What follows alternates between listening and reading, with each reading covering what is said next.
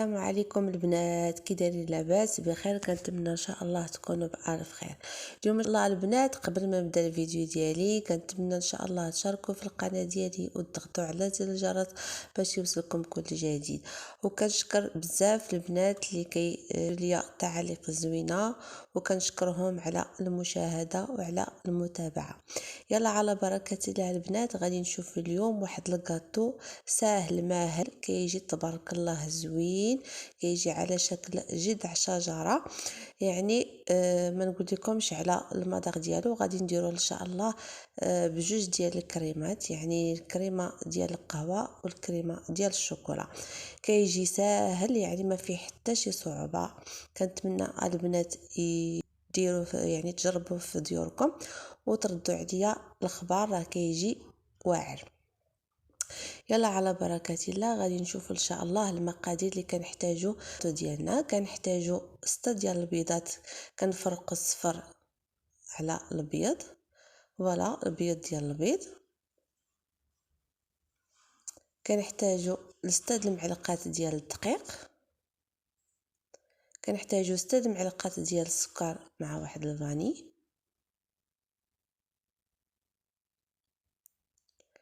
كنحتاجو 4 المعلقات ديال الماء. كنحتاجو 6 المعلقات ديال الزيت. يلا على بركه الله. كنحتاجو 6 ديال البيضات، يعني كنفرقوا البيض على الصفر، يعني كنحطوا الصفر في جانبا والبيض في الجانب الاخر. فوالا بيض ديال البيض. 6 المعلقات ديال الدقيق. 6 المعلقات ديال السكر سنيده مع واحد الفاني. 4 المعلقات ديال الماء و6 المعلقات ديال الزيت. يلا على بركه الله غادي نشوفوا الطريقه ديال الكاطو ديالنا. كناخذوا 6 ديال الصفر ديال البيض، كنضيفوا عليهم 6 المعلقات ديال السكر سنيده.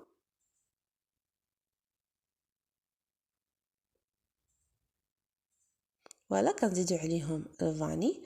هادو كنخلطوهم هما الاولين بالضرب الكهربائي حتى نطلعوا البيض.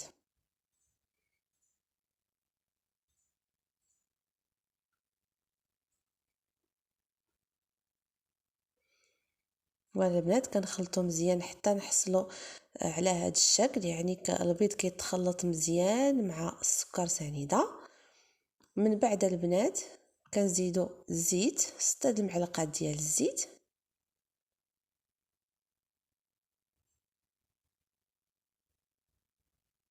من بعد نخلطوا.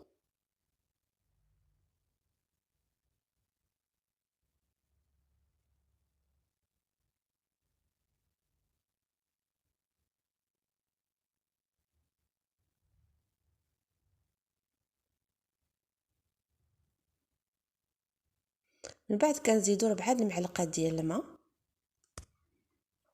كنخلطوا بالضرب الكهربائي.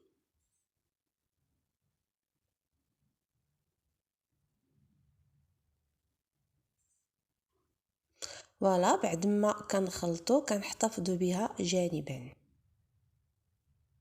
وكنتقلوا للمرحله الثانيه. فوالا دابا البنات غادي نخلطوا ابيض البيض، 6 ديال ابيض البيض، غادي نزيدوا عليهم شويه ديال الملح وغادي نخلطوهم حتى نحصلوا على يعني بلونش نيج.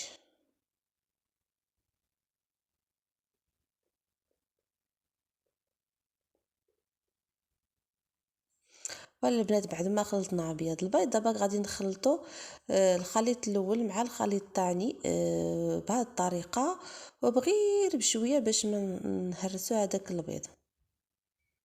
ولا نحاولوا نديروا بحركه دائريه. ولا البنات بهذه الطريقه غير بالمهل تنكملوا الخليط ديالنا.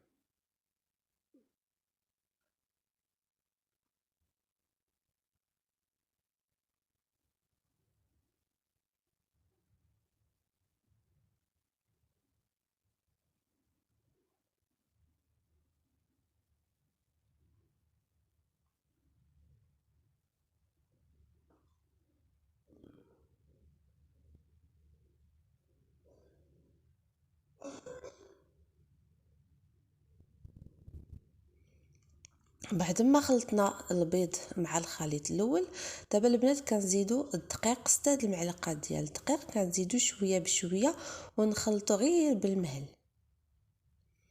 فوالا نحاولوا نفرقوا الدقيق بهذه الطريقه، ونحاولوا نسوسوه بهذا الشكل. فوالا الدقيق يدخل لكم مع الخليط بلا ما نهرسوا هذاك البيض.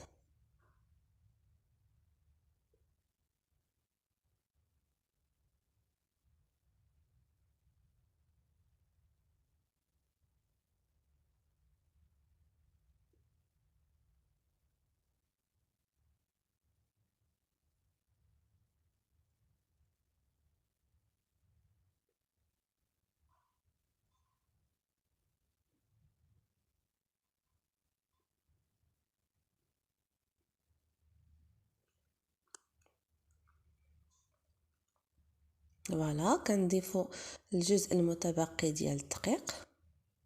ولا البنات بعد ما خلطنا الخليط ديالنا كيجي تبارك الله على هذا الشكل. فوالا دابا كناخذوا واحد الطاوه اللي غادي ندخلوا الفرن، وغادي نديروا فيها نكبوا فيها الخليط ديالنا. ولا البنات بعد ما كبينا الخليط ديالنا نحاولوا نضربوا بالطاوه باش تجي لنا يعني يجي لنا الخليط مقاد، ما تجيش لنا واحد البلاصه طالعه واحد البلاصه نازله. ولا نحاولوا نقادوه مزيان غير بالمهل.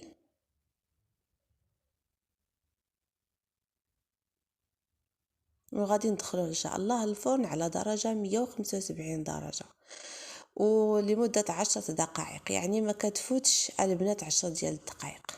ما تخلوش تيطيب مزيان باش ما يتحرقش معكم. فوالا البنات بعد ما طاب الكاطو ديالنا تبارك الله كيجي غزال والرائحه ديالو يا سلام.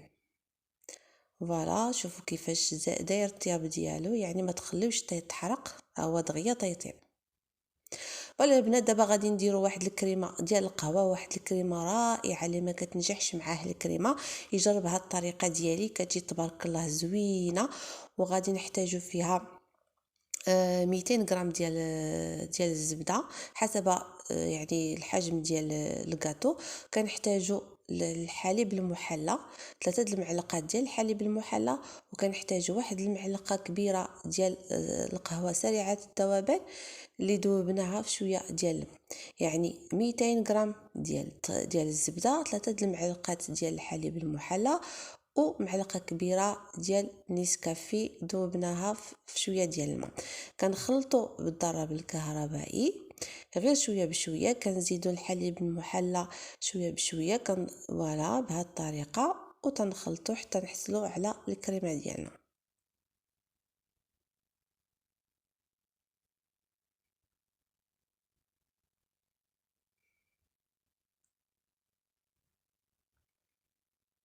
فوالا البنات بعد ما خلطنا الزبده مع الحليب المحلى، دابا كنزيدوا القهوه اللي ذوبناها في شويه ديال الماء وتنخلطوا. فوالا على بركه الله، هي الكريمه ديالنا الرائعه، الكريمه ديال القهوه. يمكن لكم ديروها في الكاطو ديالكم، اي نوع الكاطو كتجي تبارك الله زوينه، تزينوا بها الكاطو ديالكم وجربوها وردوا عليا الخبر. يعني واحد الكريمه رائعه وسهله وما كتحتاج بزاف ديال المكونات. دابا البنات غادي ننتقلوا للكريمه الثانيه. انا فضلت ندير لكم كريم شونتي بالشوكولا باش نقص عليكم شويه ديال المقادير. بعض المرات انا كندير الكريمه ديالي في الدار، ولكن انا حاولت ندير معكم هاد الكريمه باش بالنسبه للبنات اللي كيكونوا خدامين وما عندهمش الوقت.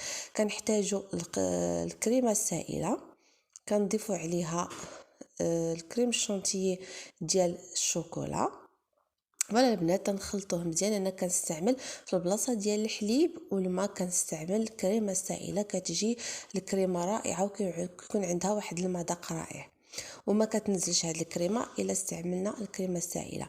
يلا على بركه الله تناخذوا الكاطو ديالنا كنقطعوا ليه الجوانب، يعني كنقطعوه يعني كنعبروا انا البنات عبرت 8.5 سنتيمتر اللي عبرت في هذا الكاطو. دابا كناخذ الماء كنسقيه، يعني الماء ديال السكر والحامض اللي كنطيبوه على العافيه.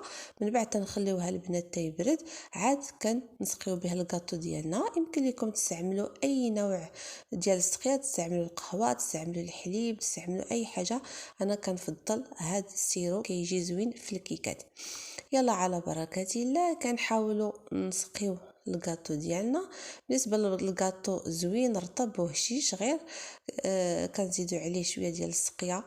ولا البنات من بعد ما سقينا الكاطو ديالنا، دابا كناخدو هذيك الكريمه ديال القهوه نحاولوا نسرحوها على الكاطو ديالنا. من الاحسن البنات تقطعوا الكاطو كما درت بهذه الطريقه من الاول باش يجيكم ساهل، فوالا باش يجي لكم مقاد. ولا البنات كنسرحوا الكريمه ديالنا ديال القهوه على الكاطو شويه بشويه. ولا بعد ما كملنا الكريمه ديال القهوه، دابا كنزيدو الكريمه ديال الشوكولا من الفوق، فوالا، ونحاولوا نسرحوها باش تجي مقاده. هاد بالنسبه لهاد الطريقه كتجي لكم سهله، كيجي لكم نفس يعني كتجي نفس الطبقه ديال الكريمه. ولا البنات بعد ما درنا الكريمه ديالنا نحاولوا نسرحوها على الكاطو ديالنا في الجوانب تجي مقاده، يعني يجي الكاطو فيه نفس يعني في الجوانب وفي الوسط كتجي الكريمه ديالنا مقاده.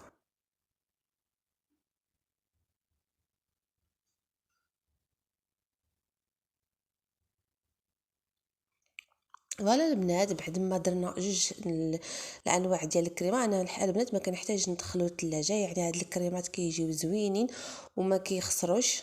فوالا بهاد الطريقه ما كيخسروش، حاولوا البنات تجربوهم وغادي ينجحوا معكم الكاطو ديالكم. فوالا البنات بعد ما درنا الكريمه ديالنا، دابا كنحاولوا نديروه على شكل رولو، يعني على شكل جذع شجره.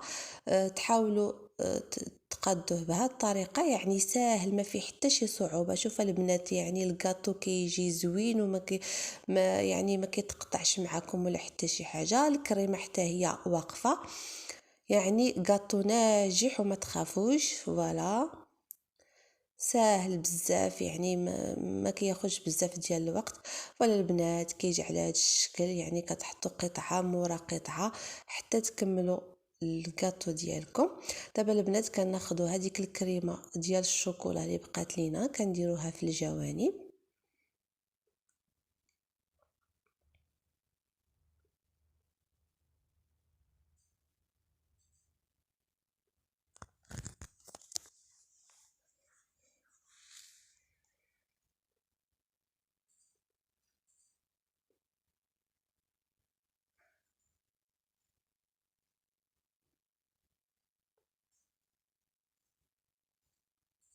فوالا البنات بعد ما درنا الكريمه ديالنا كناخذوا الشوكولا كنزينوا بها الجوانب ديال الكاطو ديالنا. بالنسبه للتزيين كيجي من الاختيار ديالكم البنات، كل واحد واللي توفر عنده في الدار يعني يديرو.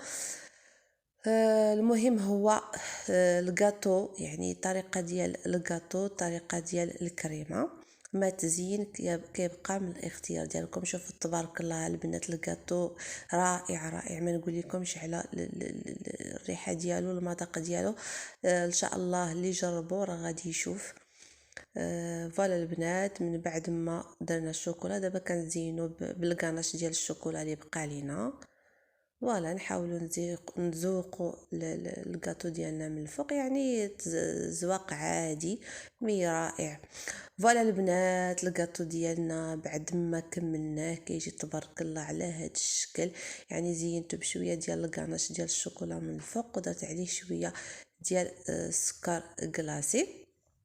ها البنات الكاطو كنتمنى البنات يعجبكم، وكنتمنى البنات تجربوه. واحد الكاطو كيحمر الوجه، يعني ما نكذبش عليكم، يعني هذاك داك الخليط ديال جوج ديال الكريمه ديال القهوه والكريمه ديال الشوكولا كتجي تبارك الله زوينه ولذيذه وما تشبعوش منه. والكاطو ما كيخسرش، كيبقى عندكم مده طويله.